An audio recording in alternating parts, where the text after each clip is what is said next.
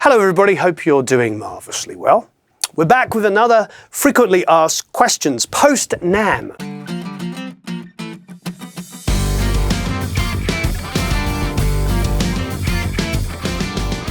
So before we get into some frequently asked questions, further to our NAMM coverage, we have this lovely beauty. Those of you know that we are really good friends with Audient, and they've done tons of wonderful products that we talk about, and we use them every day in our videos, in pretty much every recording I do. They've brought out this brand new range called the Evo. There's two models in this series. There's the Evo 4, which is a 2-input, 2-output, and the Evo 8, which is of course a 4 and a 4. But there's more functionality that can be simply explained by that. So I'm going to open this up.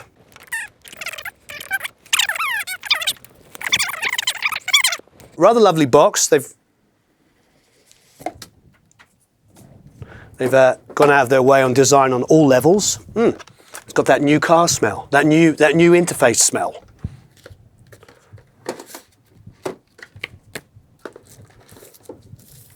That's rather nice.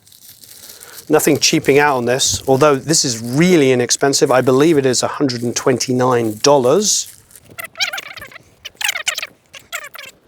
Okay, it's gorgeous.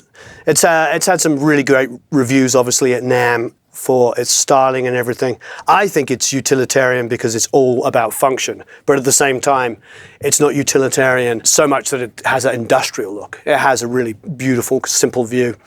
It also, no fingerprints. I know that sounds like a silly thing, but I've been reviewed so much stuff, and you're holding it, and by the end of it, you're like stopping to clean the product because you want to make the product look pretty. You don't get any fingerprints on it, so that's a really nice start. Okay, so all of the usual functions. You've got 48 volts, obviously for condenser. You've got selection here. One of the things is the smart gain, which I think is going to be absolutely huge.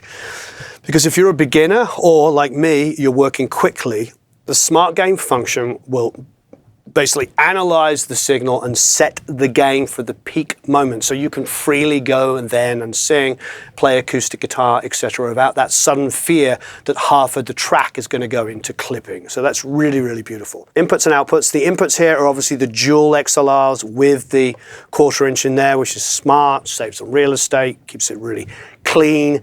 Also keeps it obvious, like here are the inputs, as opposed to, because sometimes people ask me, what seems like a strange question, but they see all of these different XLRs and 1/4 inch, inputs on the back, and they're not sure which one's which. Outputs here, left and right, will go to your speakers. Here is obviously where it's powering from your computer. Flip it round, headphones, and of course a DI for your guitar there.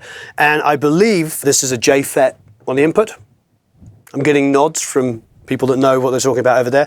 So what does that mean? It means it's going to sound better. It's as simple as that. And all of the newer interfaces that everybody's moving towards that know what they're doing. So that's a nice function, especially in a product at $129. So the loop record function allows you to record from a computer, as well as having the inputs of your microphones. Meaning, if you're a podcaster or something and you want to play back something, some music or something like that, and you want to record that simultaneously. So this would be really, really good for podcasters, for guys like me, quite frankly, because I do a lot of Skype interviews as well, where somebody's on the other side of the world, and it means I can record that audio from the Skype call and also record my microphone. So that makes it actually, at times, potentially a 3 or 4 input. So that gives it a lot of extra flexibility. On Monday, we're going to do a singer-songwriter demo, so check back for that video on Monday. Thank you ever so much, Evo, by Audient, for allowing us to give 3 more of these away. We've already given 3 away, or giving 3 away from our big NAMM giveaway, so that's fantastic. But this is an additional 3, so don't forget to enter to win that. This is really exciting, great product, fantastic price point. The great thing about the Smart Gain feature is people that have never started recording before, if this is their first device, they can learn really simply how to get gain set properly. They can have the confidence of recording their voice, their acoustic guitars, whatever it might be, knowing they're not going to have issues. Because there's nothing worse than having an amazing performance and then it be unlistenable afterwards. And When inspiration strikes, especially when you're coming up with songwriting ideas and demos, you never know it's ever going to come back and you're going to get a second chance to get that vocal. I mean, I'm sitting in a studio harmony where Adele recorded Someone Like You, and it's the demo. Imagine if that demo that came out that sold a bazillion singles and became one of the biggest songs of all time, quite frankly, had been completely recorded illegibly and was just a bunch of distortion and noise. So it's a simple function, but it's really, really smart. And even for me, if I'm on my own and I'm in a hotel room trying to get an idea down quickly, if I can just quickly strum some guitars and go, oh, right, that's a good enough level, and boom, I don't have to worry about it anymore. I'm not nervous about looking over my shoulder and stopping every 10 seconds to see where the level's okay. Simple ideas are always the smartest, let's be honest. So great. Don't forget to enter win one of 3 of these. Come back on Monday and you're going to hear Katie Ferrara put it through its paces. And we're going to do some vocal and acoustic guitar recording through this. So let's get on to some frequently asked questions. I'm looking into alternative income streams in music in general. It's really difficult to see how I could ever consider diving full-time into music without it. I'm already extending my recording facility to allow me to be mobile, but I have looked into selling musical services of various descriptions. One of these is getting songs and music published, but I'm still very dubious of paid companies. Do you have any opinions and experiences about such? Yes, it is very, very difficult with a lot of the pay services, and nowadays there's not just 1 or 2, there's like 1 or 2,000. To be clear, I get offered, I don't know, at least 2 or 3, 4 a week, people coming to me saying, would you promote whatever system it is of us, helping people make money? And it's always really, really difficult because, I vet them really, really quickly, and then I always weigh it up against my own experience about how I've made income in the music industry. Just to get on for me for 1 second to show you my journey, even though lots of people will see me from got nice gold and platinum records, I would never consider myself to have been like anybody's favorite producer. Any A&R guy is like #1 guy. Everything I did was like hustling and working hard. We all know, particularly in the 90s and the early 2000s, there was like half a dozen producers that made every single album. That was the complaint, wasn't it? That is often the complaint used by so many young people in the early 2000s why they were downloading music for free. They would say, I just bought an album by whatever band it was, and there's 10 songs that are identical, but I only wanted the single. And that kind of thinking really sort of destroyed the music industry for so many people, the traditional industry. But it's made the industry now this incredible open source, whatever you want to call it, democratized business.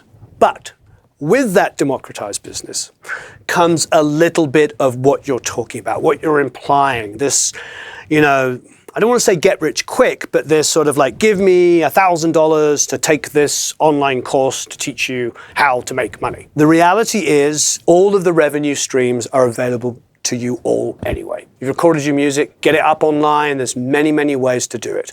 But you do have to be selective about who you choose to collect your money. That's such a minefield. I have some personal favorites of companies that I use. Music Gateway, I believe, is a really, really good company for getting music placements for people. They seem to have had a lot of good success. They're somebody we've featured on the show because they've been responsive with us. Therefore, if they're doing good work with us and our clients, we're happy to recommend them. It's very hard for me to recommend people unless I've had first-hand experience. I've had negative experiences with companies, and some of them are unknown and some of them are quite well known. So I tend to just stay away from that world. For me, Music Gateway is a great company. There are other companies as well, of course, that will publish your music. But these days it's a completely different business. Nobody is writing out huge checks up front to be your publisher unless you already have a guaranteed income stream, meaning you have an artist that's covered one of your songs, it's in the charts, it's already generated $1 million. Maybe they'll give you $2 million on speculation that it's going to keep earning and that you're going to keep writing songs of that quality. That's sort of the reality. Without that, you're looking at speaking to publishers, music licensing firms, and not really having any leverage because it might be good songs, but they may already have 100,000 good songs.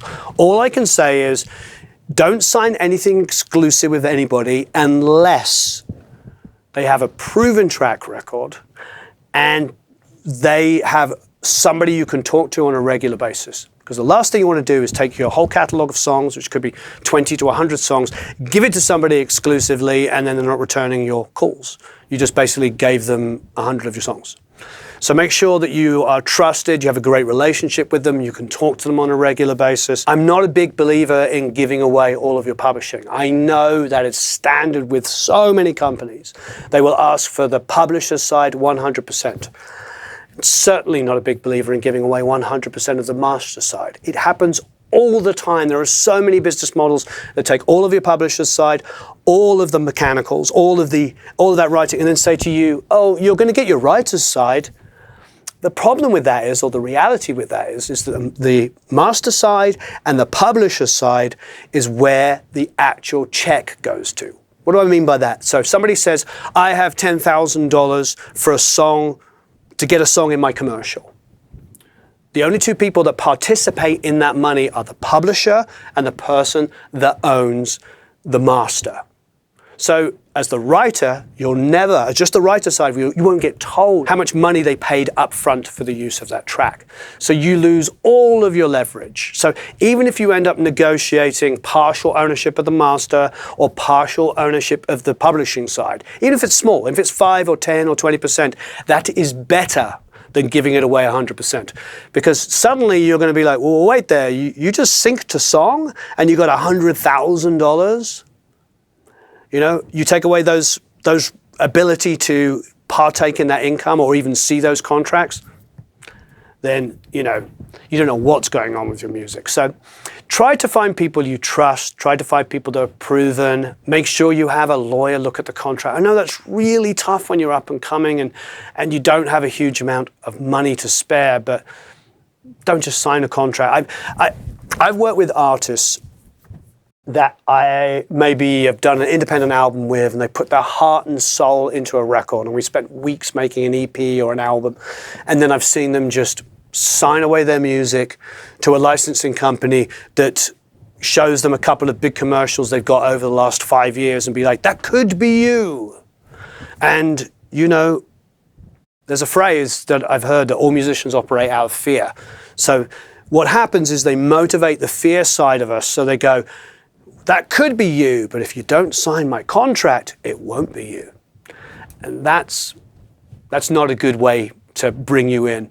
It needs to be more than that. You need to know that the person representing you, representing your music, gives a crap, is going to answer your calls, is like sending you reports of how things are going. You want a proper relationship before you sign away all your rights to your music. So that's a really tough one. And I feel everything that you're talking about, all of these different services, there is no get-rich way of doing this. It is a lot of hard work, and most importantly, it's about building relationships.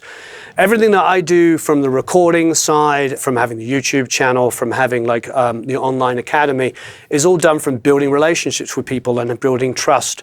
And you just need to take that kind of idea and apply it to whatever you do. Because if you are a good producer and engineer and a mixer, for instance, and you have a studio, you could also be helping other artists develop. And you could share in their master. They probably wouldn't mind. It's probably not a bad business model. If you can figure out how you can get some of your music into film and TV licensing, and then you start working with independent artists who don't have big budgets, you can say, well, you've only got $2,000, but you want to do an EP? It's a little tight. How about we split ownership of your 5-song EP? I take the $2,000 when it should be $5,000, and we'll split it 50-50. And I will help you get it licensed. I mean, lots of producers do that. They split ownership of the masters, and now they can participate in film and TV licensing opportunities. It's good for everybody. We're a whole different business. As you're implying with your question, this is the world of the entrepreneur, but we just have to navigate the waters. If you have companies you've dealt with and you like, and people that you like, please list them below. I'd love to have a conversation about this because this is a huge minefield. And like I say, I get pitched to all the time. So I'm sure once you get your music out there, you will get pitched as well. One thing I stay away from is retitling. That's a whole long conversation. I don't do the retitling, but we can talk about that as well. So please give us your experiences licensing your music in film and TV. I'd love to know more information about it. Great question. Which one is a smarter move for vocal recording? Upgrading mic or preamp? For example, I use a Rode NT1 with a Neve clone. And now I've earned enough money, I could get a new 87 or an Avalon 737, but I'm not sure how to decide. What is your recommendation in general terms of mic versus pre-upgrade? It's a great question, and I understand your last part in the question. It doesn't necessarily have to be specific to you. I think the question is always going to be like, whether you upgrade your mic or your preamp is going to be what preamp do you have and what mic do you have. Now, obviously an NT1 is a pretty good mic, and a U87 is an industry standard. It's a catchphrase for quality microphones. Everybody knows the brand Neumann, and everybody knows that a U87 in your studio is a show of success, a show of quality, a show of reliability, and frankly, the construction on those things is incredible. You know, you walk into studios and they've had them for 40 or 50 years since they brought them out. They're incredibly reliable, well-made, and great sounding microphones. So you'd have to ask yourself several questions. I think actually a decent quality 1073 clone with a U87 is going to sound absolutely phenomenal. And to your average person coming into a studio, they're probably going to be more blown away by this, you know, beautifully made German microphone than they are going to be looking at whether you've got, you know, a Neve 1073 or a BAE or a Warm or, in your instance, a Golden Age.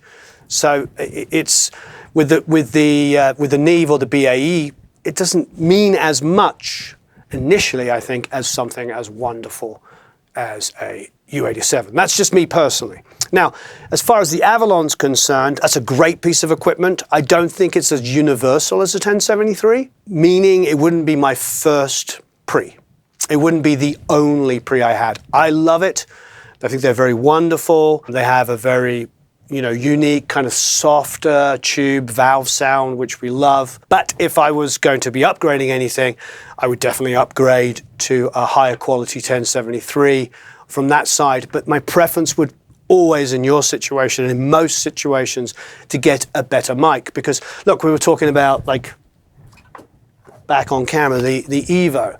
My gut is that a pre in this, and probably most, you know, interfaces, even at a couple of $100, as long as you don't overload it, it's going to sound good. It's more about not going into clip. And obviously that has a smart gain function, so it's going to be very useful. But you understand my point. You're going to hear a massive upgrade by going from a Rode NT1, which is a great mic, to a U87, a lot more than you are by sticking a, you know, $1,000 mic preamp into that. That doesn't make any sense to me. But you will hear a huge upgrade in the mic pre. That's the beauty now of these kind of technologies now. The interface is leaps and bounds ahead of. I was just talking to Andy from Evo/Audion earlier. You know, he had an M-Box. I had a Digi 001. Goodness, how bad that sounds now compared with this. I mean, digital technology is leaps ahead. And so much more inexpensive. So yes, quick answer, go for the better mic. And, you know, the mic pre's, you know, it sounds like you've got good sounding mic pre's, and definitely upgrade them as you develop more stuff. But you're going to get so much bang from the buck when somebody walks into the studio and sees a beautiful German microphone and think, oh, this guy's taking it really seriously, rather than like what's in your rack. You know, I think that's the thing I would upgrade first. So marvelous question. Okay, everybody, thank you ever so much. I hope that you had fun with all the videos this week from NAMM. Don't forget on Monday to check out Katie Ferrara doing a live vocal and acoustic using the Evo 4. And of course, a reminder, We are giving away 3 of these. There will be links underneath here to give it away. And the NAMM giveaway is still going. We're also giving away another 3 of them. Thank you ever so much, Evo by Audient, for giving us an exclusivity on this. This is really rather wonderful. And have a marvelous time recording and mixing.